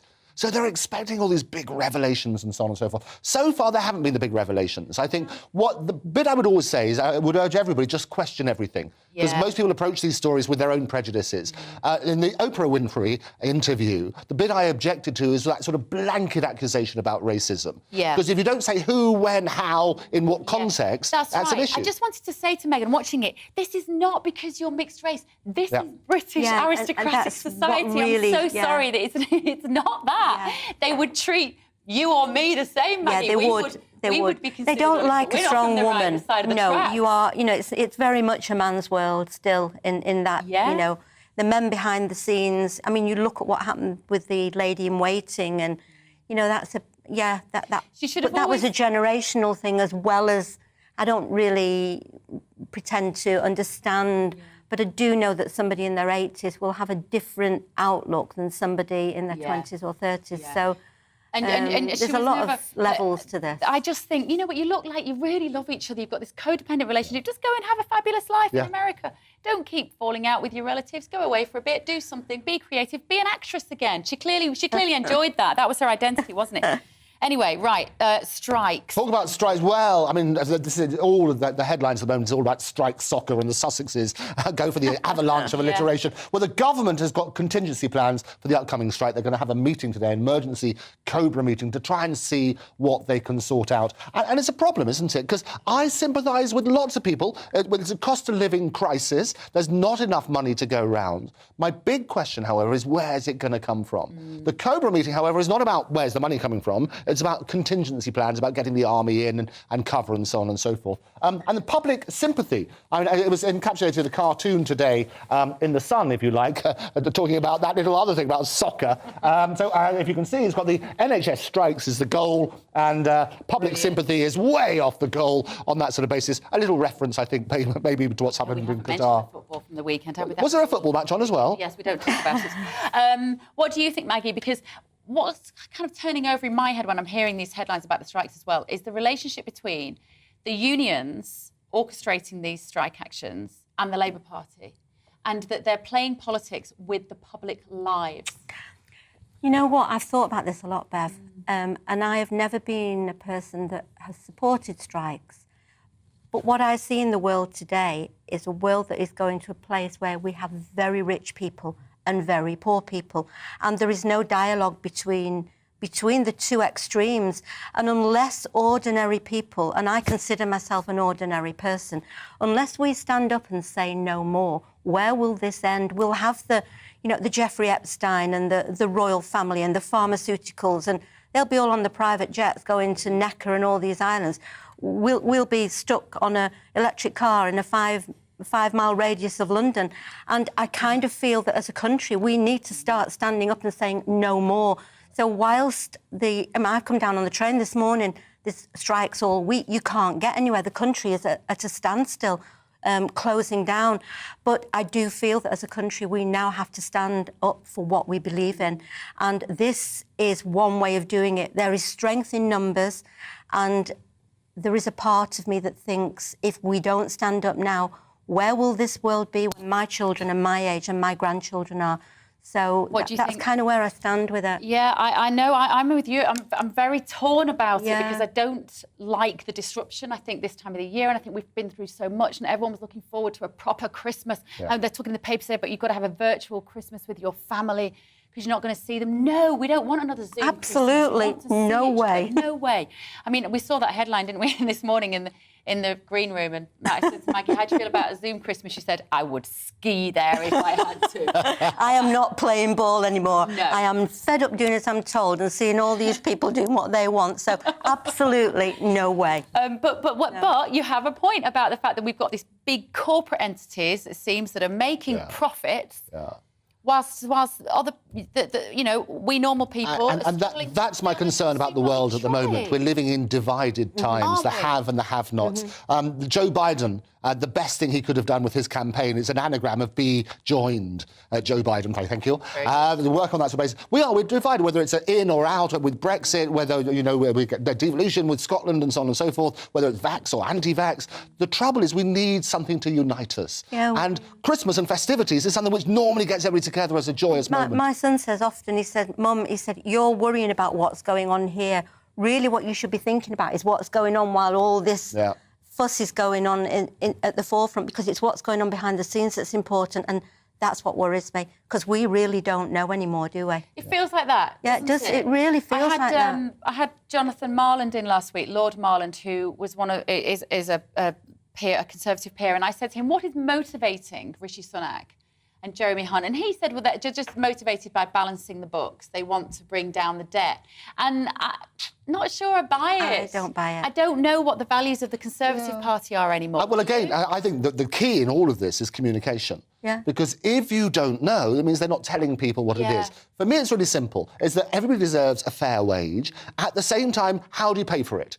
So those conversations have to happen in parallel. And then you work on the basis, if you have to pay more costs, that's going to keep on going and going and going. And so somewhere that needs to be controlled, otherwise we spiral out of control. Look at the money was there in COVID. Look at the billions that they threw into, nonsensical masks and, track and trace and advertising. They've lined the pockets of the few at the expense of the many. And I think unless we, as a country, take control of this and say, we've had enough, that it will continue, because those people want power. They want control. They don't care about us. Rishi Sunak doesn't have to worry about putting his heating on. He's a multi-billionaire. And actually, he wasn't even elected into his position. No. That was a dirty tricks campaign. It is interesting, because everybody sort of says the billionaire Rishi Sunak. I think it's probably unfair on him to say he doesn't care. I think there are a lot of people... I think most politicians do care. I think there's a human side that we don't really look at. We like to demonise politicians on political lines. My view is what we need more light and less heat on these matters.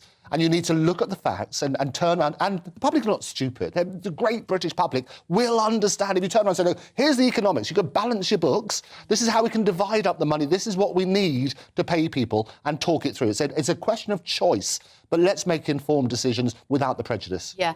You've been getting in touch as well. Graham has said, I don't believe that we're not allowed to call Christmas parties Christmas parties. This was the story we were discussing in the last section. I didn't realise we were living in China, he says. Ignore another soppy demand from this ghastly, woke and very minority community. Now, we're going to be delving into the cold weather snap, which has caused chaos for those travelling. Travel chaos in South East England today. Our Home and Security editor, Mark White, will join me on what happens next. That's after your morning news.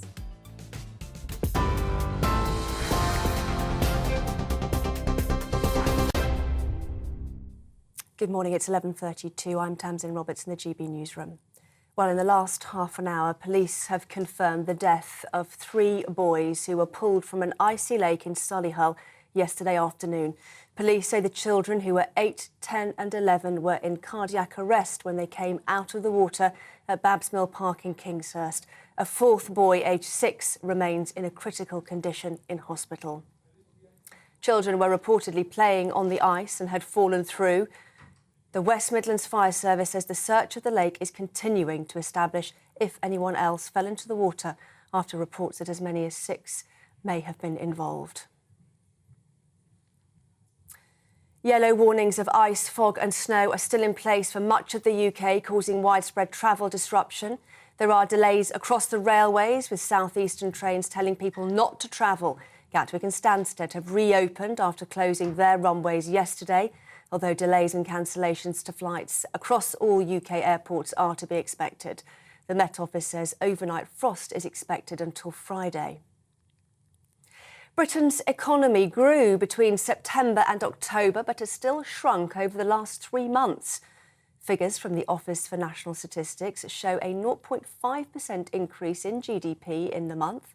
Shadow Chancellor Rachel Reeves says the numbers underline the government's failure to grow the economy. Chancellor Jeremy Hunt has warned there's a tough road ahead. These figures confirm that this is a very challenging economic situation here and across the world, and it will get worse before it gets better. But we have a plan that will more than halve inflation over the next year, and if we stay the course, we can get back to the strong economic growth that we need. Government ministers are holding an emergency COBRA meeting later in a bid to minimise disruption from ongoing public sector strikes. Military and civil servants are being trained in case they need to step in for airport staff, as they prepare to strike for 8 days from the 23rd to New Year's Eve. Armed forces will be deployed to hospital trust as ambulance staff, nurses and paramedics walk out later this month. TV, online and DAB+ radio, this is GB News.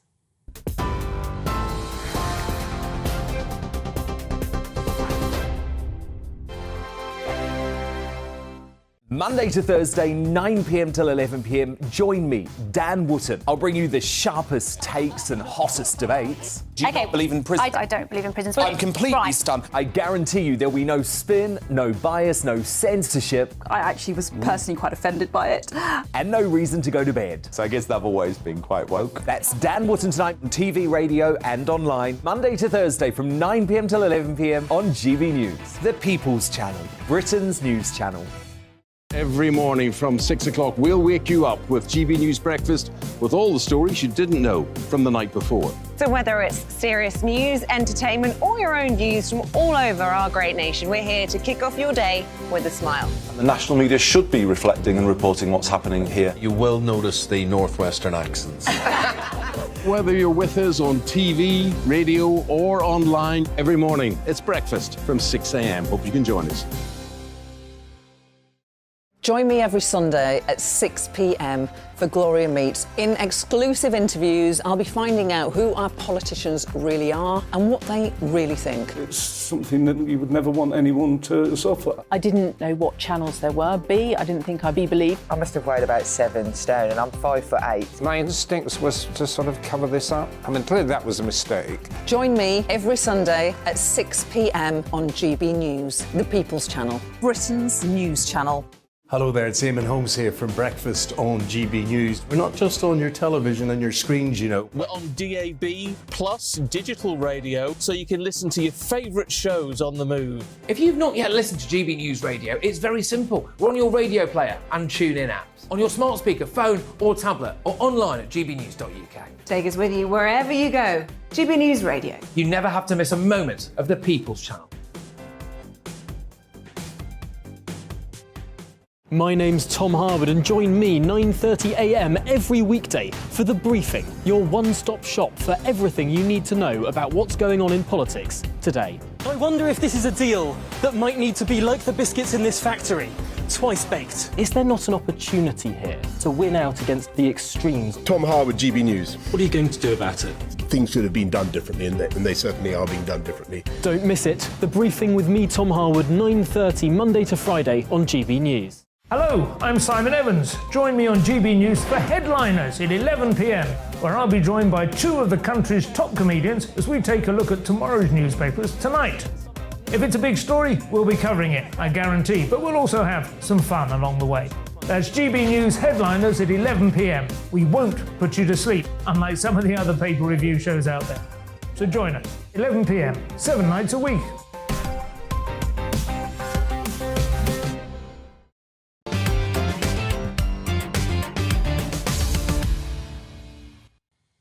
Very good morning, it's 11:38. This is Bev Turner today on GB News. The Met Office has updated its yellow weather warning to include sleet and snow amid major travel disruption across the country. On the roads, motorways have been shut.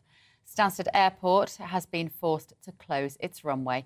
Our Home and Security Editor, Mark White, is joining us now. Good morning, Mark. Which areas have been hit hardest by the weather? Well, certainly southern Britain has been hit very badly indeed, particularly the southeast. I'm in Primrose Hill in North London. It's picture postcard. It is absolutely stunning. And locals have come out in their droves to snowball fight, to make snowmen, to sledge down the hill here. But of course, away from the fun that the people here are having, it has caused absolute chaos, as it always does when they get unusual amounts of snowfall in the south, because we get inundated. Of course we do all of the time, from people further north who say, look, we're used to this. We get weather like this all of the time. You never bother covering any of the snowfall further north, and that is true. But that is because they are used to it, and you know, they just stoically get on with it, and their infrastructure does not grind to a halt. Sadly, it does further south, and we saw that last night with these very significant snowfalls. The M25 was particularly bad. The areas around Essex, Kent and Hertfordshire saw traffic on the orbital motorway grinding to a halt, and some of those drivers were stuck in those queues, traffic going nowhere for many hours before the snowplows and the gritters could get round to them and to clear that motorway. It wasn't just the M25, but the M11, the M2 and the M20, and all of those major road networks in the southeast in particular, but also of course the minor roads are still affected today. And although the snow has melted certainly on the main roads, there is the warning that we will get ice later this afternoon as the temperatures drop below zero again and it starts to freeze over. And the difficulty of course with ice as opposed to snow is you can't often see ice as easily as you can snow, so it can be very treacherous indeed. So the AA, the police, warning motorists to be very careful as we head into the later afternoon and into the evening. And we're really, Bev, set for that pattern to continue for quite a few days this week, with snow melt during the day, freezing up again overnight. And not just the roads that are being impacted. We saw, of course, runways being closed at Stansted, at Gatwick and at Heathrow, and that's had a knock-on effect for air passengers on the rail networks as well. Some of the lines closed for inspections first thing this morning, so getting back up to speed with their rail timetable. So just widespread disruption, as we always sadly tend to get when there are these unusual heavy snowfalls. OK, thank you, Mark. If you're listening on the radio, you could hear some cheering in the background. There was somebody skiing over a jump in the background there in North London. Will someone get Mark White a pair of gloves? He's just looking at him, is making my hands cold. OK, now these freezing conditions in the UK, it means that the output for solar farms has been cut drastically, highlighting the challenges for the country in its attempt to transition to a renewable future. Our national reporter, Theo Chicomba, has been taking a look at the issues facing the government's push for green energy security. It's been a bitterly cold December with sub-zero temperatures in recent weeks, with no sign in the weather changing.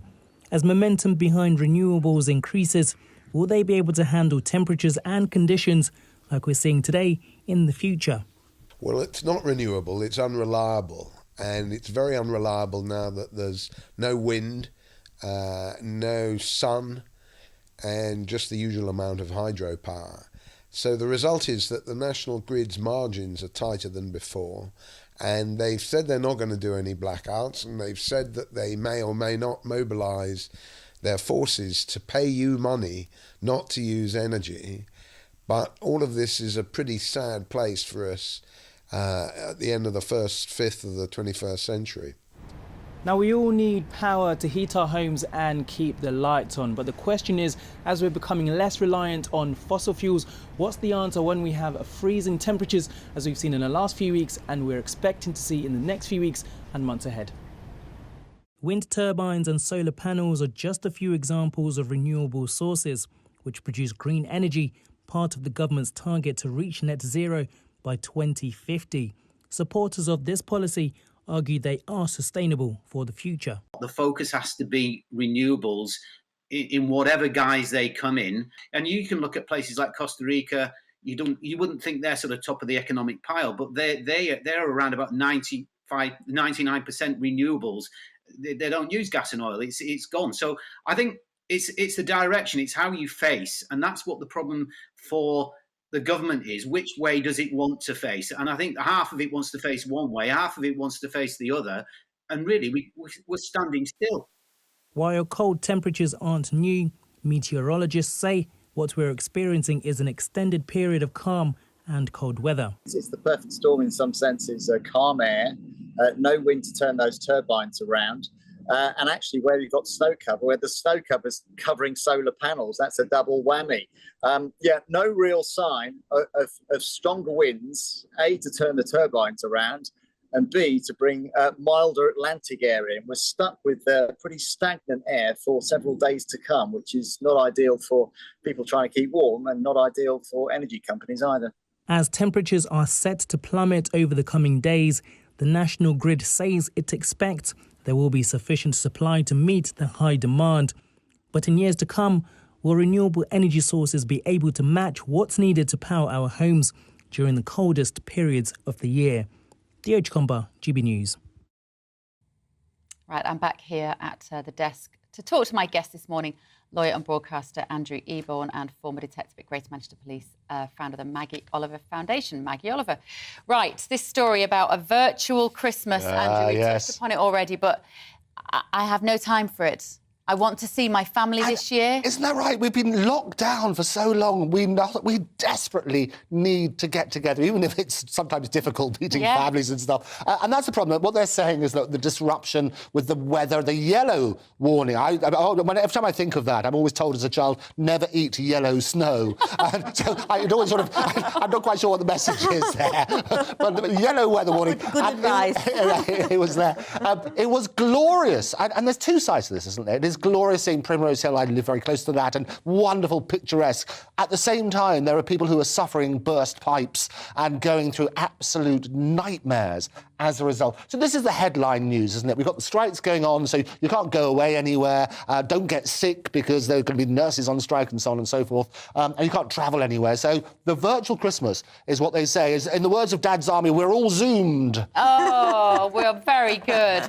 I'm just looking at the strikes and when they're happening over December. And this is rail strikes, buses, baggage handlers, highway workers, border force, driving examiners. So basically, we want to go anywhere. Yeah. That's what's going to be scuppered, isn't it? The ability to travel. Well, I'm going away for New Year, and I am going. Where are you going, Maggie? Somewhere I'm nice? going to Gran Canaria. Oh, lovely. And I will not be coming back. What, never? I'm going to stay put and just get a house there and get my kids over there and just enjoy the sunshine because, you know, I've come from Manchester this morning, but we're getting to a place where, you know, you can't get on the roads, you can't get on the... You know, we've got a country that we get a little bit of snow and the whole country comes to a standstill. You know, what do they do in Canada and Switzerland and Austria and... It is extraordinary because you go to other countries where they're used to snow and they can cope. Over here, we have a few flakes on the lines. Or it rains and, you know, it rains and we're having floods, or we get a little bit of sunshine and we've got a drought. We get more rain here than you get throughout the whole of Spain, and they never have a drought. Now, we've got to remember, of course, there will be some people who, like with lockdowns and government instructions not to go anywhere, will think this is wonderful news, that they don't have to go and see the in-laws this morning, won't they? Some people do use this they will. to advantage. Oh, no, they absolutely use. I mean, I can't. The government tells me I can't see the mother-in-law today or whatever. So Bernard Manning, all the old jokes will come out. But I think that's the reality, isn't it? But it is about getting together. And I think that we need these moments. We touched on this earlier, about we're very divided at that moment. Yeah. You need these moments where we can come together as a country and celebrate. And boy, do we need Christmas. Cross-generational. Yeah, That's the thing. absolutely. I want the grannies in the room with the kids and the teenagers upstairs on their phones in their bedrooms not talking to anyone. No, we have to change that as well. Though, you know, we have to bring people together this year more than ever. I put my kids on a screen ban one night this week. Oh, well done. Oh, they were just, How did that go? It was just driving me mad. I was like, that's it, all gone. And I said, we're going to play a board game. Yep. And of course, the 11-year-old went, that's brilliant. And then I felt guilty because we don't do that enough. The 13-year-old rolled around. Anyway, and we did, and we played a board game. Oh, and we love you know what? They loved it. What did you play? We played memory games, so we just had a memory quite like game. that. And also, I realised I have no short-term memory. Don't try You that forgot one where you at put the home, game. Yeah, not when you've had your first gin and tonic with you. Hey. But honestly, I mean, it was so nice, and they really enjoyed it. Right. And we're so easy to just sit them on my their daughter screen. always takes cars when we go out for something to eat. Yeah.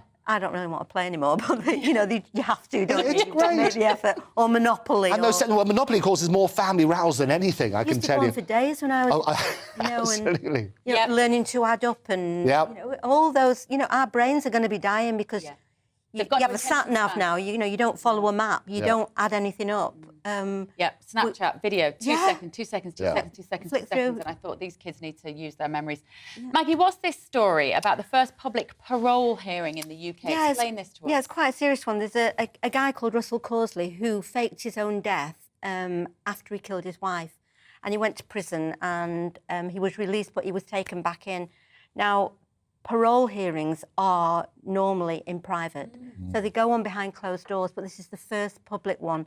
And I think it's a good idea, because I remember do you remember the black cab rapist? Yeah, John Warboys, Yes, and yes. he raped probably hundreds of women, but the authorities only prosecuted him for a very small number, and then he was released on parole. Centre for Women's Justice and Harriet Wistrich challenged that, and he was taken back into prison. So I think things in the open, I like transparency, I like accountability. I think it's dangerous when things are behind closed doors for things to go unchecked, and so I think it's a good thing. As a lawyer, Andrew? As a lawyer, absolutely. TV or not TV, that is the question. Absolutely. So all very good. No, we had our first case in July where Sarah Munro basically sentenced Ben Oliver for the crime that he committed. And you're right, it's not just about justice. Justice should be not just done, but seen to be done. Yeah. So making the whole process transparent gets what I've been banging on about all day, is about understanding. And so you understand about mitigating circumstances, you understand about aggravating circumstances. And we had a classic case in the last few days about Harry Dunn and eventually getting justice for his family. Yeah. That was the one, if you remember, about the US diplomat's wife, who originally was killed in August 27th, 2019. 3 years the family have been campaigning tirelessly to get justice. And originally they were talking about diplomatic immunity and so on and so forth, and she could have got away with it altogether. She volunteered as a result of political pressure, probably, I mean, to admit to something. I prefer back to the Rochdale case as well, you know, with the guys who... well, for instance, the guy who got a 13-year-old pregnant, we had a fetus. He wasn't even charged with rape. He was charged with sexual activity with a child. And then he was released back into the community in Rochdale after about 3 years for the child that he had got pregnant to bump into him in Asda. That had all been done behind closed doors. It was wrong. He should have got a lot more.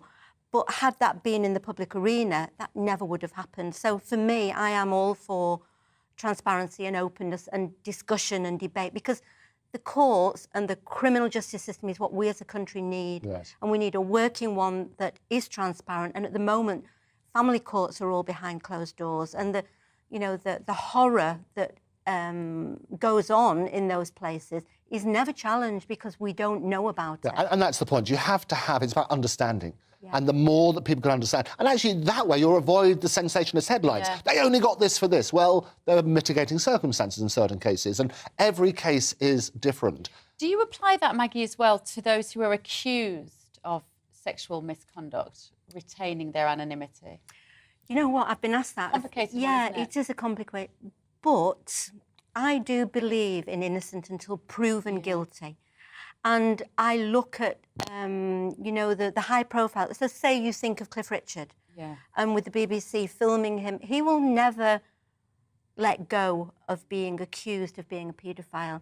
So I guess it is a controversial thing, but if you are guilty, wait until you are guilty, until you're proved to be guilty. And I kind of feel that to be accused of a sexual crime is such a life-destroying thing to be accused of. Because people always think, Andrew, no smoke without fire. No smoke without fire. Well, and I think dirt sticks, as they say. And so I think you're right. The fundamental principle is that people are innocent until proven guilty. If you have trial by media, everybody's laying in, and everybody comes out as what we say the court of public opinion can dictate so many things, and terribly unfair and again, in terms of justice. On the Rochdale case, I saw a child of 15 secretly added onto the indictment as one of the paedophiles without a trial, without transparency. So I really do believe in innocent until proven guilty. Yes, absolutely. Fundamental otherwise, you are on a very slippery slope. Well, we've come to the end of the show. It's flown by. Thank you so much, Maggie Oliver, Andrew Thank you very much. Thank you for being here as my guest today. I'll have you back another day. It has flown by. Thank you also for your contributions this morning. Up next, it's GB News Day with Mark Longhurst. I'm Bev Turner. I'll see you tomorrow morning at 10. Take care. I'm Alex Deakin with your latest weather update. The wintry weather continues this week. Icy conditions, still a bit of snow in places, but not a huge amount for most. Freezing fog is a more widespread issue. There's low pressure systems surrounding the UK, but actually not a lot going on for most areas. So, as I say, we're not going to see too many snow showers. The main exception to that will be Shetland, where we will continue to see snow showers coming in. 1 or 2 wintry showers for western parts of Scotland, the east of Northern Ireland, the odd flurry still across the southeast, but mostly it's all about the thick and freezing fog over central and eastern parts of England. Some quite poor visibilities in places. And of course, where we've had snow, it could turn icy. Temperatures struggling to get much above freezing, particularly where it's foggy, but some sunny spells down